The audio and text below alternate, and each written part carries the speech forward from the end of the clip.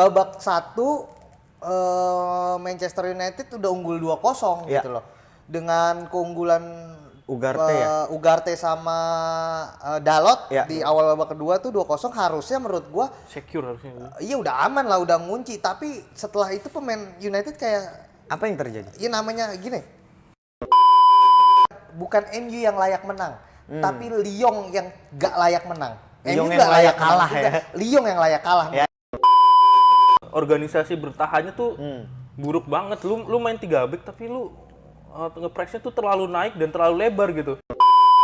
Kabarnya ada yang mau melakukan remontada di Bernabeu, tapi ternyata Manchester United yang berhasil remontada. Selengkapnya kita bahas hanya di obrolan bola anak rental. Ngobrol santai, bahas bola, tak bikin bimbang, cek sana, cek sini. Tenang pisang tepis penalti,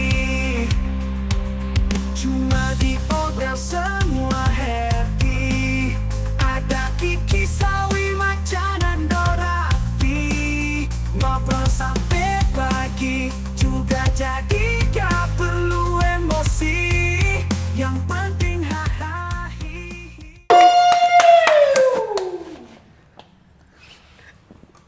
Ini sebelum ke MU kita ke Madrid dulu tipis-tipis lah. Apa dia bikin konten sosmed chat GPT gitu ya. Tolong terjemahkan ini Ya. dalam 9 bahasa berbeda. Remontada. Bikin video, Tak ada yang jadi tak ada. Iya, Raymond tidak ada. bikin video motivasi. Ah. Ya Allah. Bener Persiapan. Arteta buktikan di lapangan saja. Buktikan di lapangan. Tapi justru respect sih dengan segala campaign remontada itu. Justru yang tergugah semangatnya adalah pemain Manchester United gitu kayak. 2 kali abis-abisan udah gagal comeback. Sama Manchester United juga kena, sama fans Arsenal kena, anjir. Tapi nanti kita bahas soal Real Madrid dan semifinal UCL yang tersaji, nanti kita bahas. Cuman sekarang kita fokus membahas soal Manchester United. Epic absolute cinema kalau orang bilang. Betul. Pakai meme yang gini, absolute cinema. Tapi ya gue nggak nonton tapi gue merasa kayaknya berlebihan deh men. Kalau cuman lawan Olympique Lyon lu menganggap ini jadi momen magic gitu, kayak ya memang terkesannya kalau kita tambahin soundtrack Titanic ketika Casemiro ngumpan gitu ya Ketika ke Maguire. itu Dapat jadi sinematiknya. dapat terus selebrasinya Sampai kamera goyang iya, Gua- shaky gitu ya. Tapi ya tetap lah harus disadarin itu kompetisi kasta kedua gitu. Dan lawan lu Olympique Lyon gitu. Ya, Dan oke lah buat peringkat 14 ngelakuin comeback. buat peringkat 14 Udah oke comeback lah. itu. Oh, peringkat 14 bisa melaju sampai semifinal bahkan ke final Europa League ya oke. Oke, gitu. oke. Bahkan saingannya Tottenham juga. Iya, peringkat Tottenham 13. menang ya kemarin ya? kalau Menang nggak salah. juga. Menang 1-0 ya? Iya. Iya. Yang penalti Lazio. Tottenham menang 1-0. 1-0 tapi ya. Ya tapi apapun itu tetap apakah ini sebuah hal yang positif do buat Manchester United? Ya, kalau kita lihat, kita bahas pertandingan ya.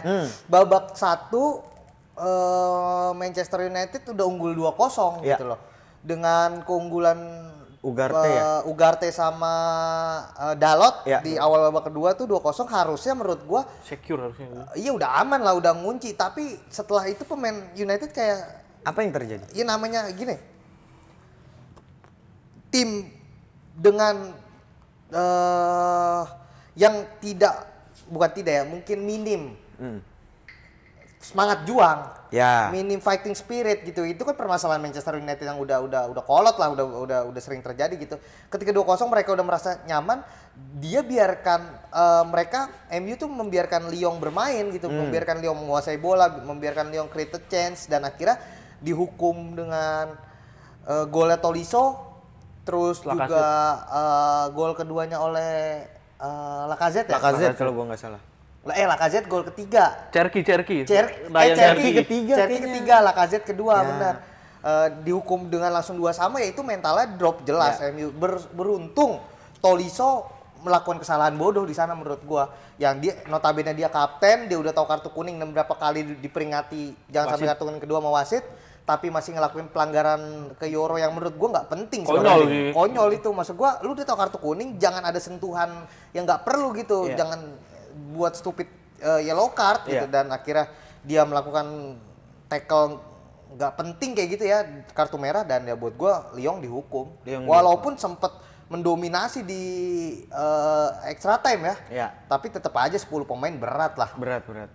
Ketika kayaknya gue ngelihat pilihannya cuma dua ya, ketika lu mau coba dominasi dengan kekurangan jumlah pemain, antara keberuntungan yang datang atau petaka yang pasti, dan itu akhirnya petaka yang pasti. Tapi lu gimana lo ngeliat comeback Manchester United? Sebenarnya sih gue kalau ngeliat Lyon juga nggak spesial banget Iya, kan. itu kalau ketemu tim tier 1 Premier League dibantai itu Lyon. Abis itu ya? Habis Lyon itu mainnya sebenarnya di jelek kemarin di sebelum winter kan dia sempat krisis keuangan juga kan. Dia terlihat hutang hampir bangkrut, akhirnya sampai ngejual key playernya Kakeret ke Como. Kokeret ya. Akhirnya ya dia sempat ada penunggakan gaji juga menurut gue ya emang ya nggak spesial juga sih, dan MU-nya juga diuntungkan dengan 10 pemain sih kalau gue lihat sih. Iya. Karena kalau kita lihat the story behind Lyon juga nggak terlalu baik lah gitu ya, dari sisi keuangan juga dari sisi performa mereka mungkin. Karena kita ngelihat secara gamblang kemarin, sebenarnya MU bisa kill the game dari awal ya. Sebenarnya MU bisa kill the game dan memastikan tiket ke babak selanjutnya. Ini berapa besar sih? Semifinal. Semifinal kan. Iya, tapi baik lagi, lu setuju nggak Nol yang dibilang Nando bahwa mental dan rasa malas nih permasalahan kolot dari Manchester United sampai akhirnya harus susah payah kayak gini Nol? Ya jelas sih, maksudnya kelihatan juga nggak tahu culture di dalam klubnya atau gimana. Ya kita Iya, lihat gua kayak ngerasa itu pemain-pemain yang keluar dari MU kan, dia mulai nemu performanya juga kan. Kayak Sancho, kayak Anthony, Maksudnya Di Maria membuktikan Di Maria juga berkali-kali membuktikan. gue bilang. Ya. ya emang ada yang something wrong sih, bukan Iya. bukan masalah lu mau ganti pelatih beberapa kali, tapi kalau culture-nya masih kayak gitu-gitu aja ya nggak akan kemana-mana. Iya. Ini masalah identitas kali ya, identitas Manchester United yang udah hilang gitu. Ya post power syndrome balik lagi. Post power syndrome, dia merasa ya. masih klub besar gitu dengan pemain-pemain yang ada yang notabene belum menang apa-apa, Ya. tapi merasa ini sejarah klub besar dan lain-lain. Nggak bisa. Sejarah itu bukan maksud gue, sejarah itu bukan di recall, tapi sejarah itu Dibuat. lu buat Dibuat dan dengan- dilanjutkan. dilanjutkan. Lu dengan tim seperti ini lu bisa apa, bukan Betul. kita punya berapa UCL dan lain-lain gitu loh. Tapi ya menurut gua game kemarin MU bukan MU yang layak menang, tapi Lyon yang gak layak menang. Lyon MU yang nggak layak menang kalah juga. ya. Lyon yang layak kalah Ya, menurut ya, gua ya, dengan ya. kesalahan bodoh. Terus juga beruntung ketika extra time Casemiro masuk ke mode Prime Madridnya Ya. ya kan, 2 assist, 1 penalti, 1 dia bikin penalti, Ya. dia ngasih 2 assist, ya itu Casemiro menurut gua layak jadi player of the match lah di pertandingan itu dengan ajaib. Dan Maguire lagi-lagi jadi clutch player Ya. MU ya, di Europa League udah 2 kali dia kayak gini. Tapi maksud gua sampai kapan keberuntungan datang di menit-menit akhir kayak gini? Maksud gua lu bisa kill the game dari 2-0 loh sebenarnya, nggak perlu extra time, nggak perlu, ya oke lah di liga lu nggak punya target, lu nggak harus mainin pemain utama lu gitu ya kan. Tapi maksud gua dengan lu kill the game di 90 menit ini kan merefresh mental pemainnya juga. Iya, Saya betul, membuat pemain lebih tenang gitu dengan extra time, pressure tinggi, tekanan penonton juga gila. Jadi Rawan cedera pasti. rawan cedera, kelelahan, faktor kelelahan. Jadi ya buat gua ini tuh bukan final, lu masih harus ngadepin Iya. semifinal, masih ada 2 step lagi gitu 2 step untuk, lagi untuk sampai masuk lu ke masuk ke final, final, ya kan. Jadi ya buat gua gak ada yang spesial, biasa aja. Nggak ada yang spesial, biasa Ya, tapi kita tahu supporter MU kan selalu berlebihan kan. Pasti. Tapi yang menarik itu sebelum Maguire itu ada Kobbie Mainoo ya. Kobbie Mainoo cetak gol dan waktunya mepet juga tuh, berdekatan. Iya kan. berdekatan itu lah. Kenapa, maksud gue bingung Nol, kenapa harus terus mengelola sampai akhirnya benar-benar last minute dapat 2 gol itu? Karena kalau ngelihat secara kapasitas harusnya MU bisa ngebunuh. Di Nggak perlu sampai extra time gitu kan. Kenapa harus akhirnya sepanjang itu gitu? Gue masih penasaran sih. Ya mungkin dari fighting spiritnya dia merasa aman mungkin ya dari Amorimnya sendiri. Iya. Dia nggak tahu dia mau instruksiin kita udah unggul 2-0 pas di Iya, awal. itu gue yakin ada jumawanya sih. Ada instruksi di Ada half Jumat. time-nya kan. Biasanya tim biasa susah menang, tiba-tiba dapat margin 2. Udah aman. Lalai, jadinya lalai. Belum siap dia Nggak dikasih terbiasa. margin 2, nggak terbiasa. Iya. Tapi yang menarik Berarti kan Lyon berhasil melesatkan 4 gol ya? 4 gol. 4 gol juga dan PR juga dong berarti buat lini pertahanan beserta Onana sebagai seorang kiper. Hampir semuanya itu ada miskomunikasi lah gol-golnya itu. Parah. Gue lihat sih dari segi permainan ya itu sih organisasi bertahannya tuh buruk banget. Lu main 3 back tapi lu ngepresnya tuh terlalu naik dan terlalu lebar gitu. Jadi dimanfaatin sama pemain Lyon. Ruang itu ya. Apalagi kayak Ryan Cherki ya, itu emang udah gaya main dia di half space itu. Lu setuju dong soal itu? Ya, Cherki istimewa lah semalam gua akuin. Dia cukup salah satu yang pentolannya di Lyon lah. Tapi ya balik lagi, kalau ketemu tier 1 Premier League menurut gua tim sekelas Lyon selesai, nggak ada urusan bisa sampai cetak 4 gol bahkan extra time gitu. Ini menunjukkan ya kualitas MU benar ada di Europa League gitu. Dengan dia ada dikangkangin 32 tim di atas dia masuk akal buat gua. Ya kan Champions League kan ada 32 kan. Ini masuk akal buat gua gitu dengan permainan kayak gini yang gua ya oke lah untuk sebagai fans lu pasti seneng gitu karena comeback. Tapi kalau lu ngelihat, kalau kita sebagai penonton bola ngelihat gambaran umum MU kayak gini, buat gua sih akan jadi jalan panjang yang sangat terjal ya buat kembali ke Mission Impossible. 2-3 tahun lah paling cepet lah. Paling cepat.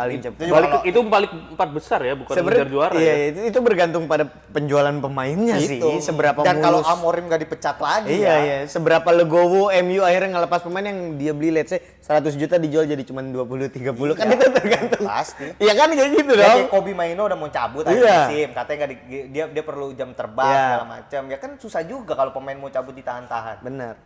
Nggak akan maksimal juga. Tapi yang jelas selamat untuk kemenangan Manchester United, tapi di sisi lain PR organisasi lini belakang itu juga jadi sorotan karena oleh tim sekelas Lyon aja bisa dibobol 4 gitu, apalagi oleh pentolan-pentolan di Champions League atau top-top Eropa habis. Newcastle aja 4-1. Jadi rengginang ya.